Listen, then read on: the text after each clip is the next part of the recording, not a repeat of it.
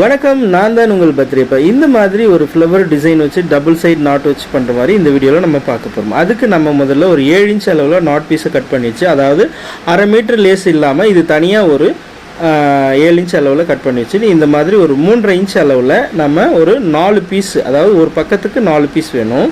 இந்த மாதிரி 3.5 இன்ச் அளவில் 4 பீஸ் வச்சுட்டு அந்த 7 இன்ச் பீஸில் கார்னரில் இந்த பக்கம் கார்னர்லேயும் அந்த பக்கம் கார்னர்லேயும் நாம் ஒரு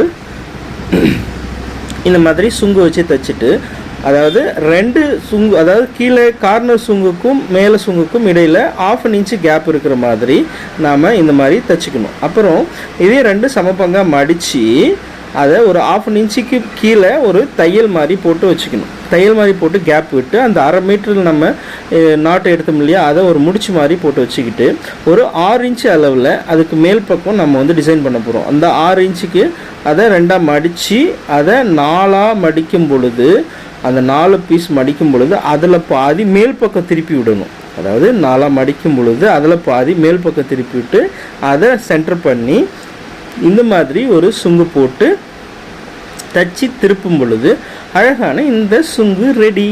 சூப்பராக இருக்கா? பிடிச்சிருச்சுன்னா லைக் பண்ணுங்கள், ஷேர் பண்ணுங்கள், கமெண்ட் பண்ணுங்கள், நம்ம சேனலை சப்ஸ்கிரைப் பண்ணுங்கள்.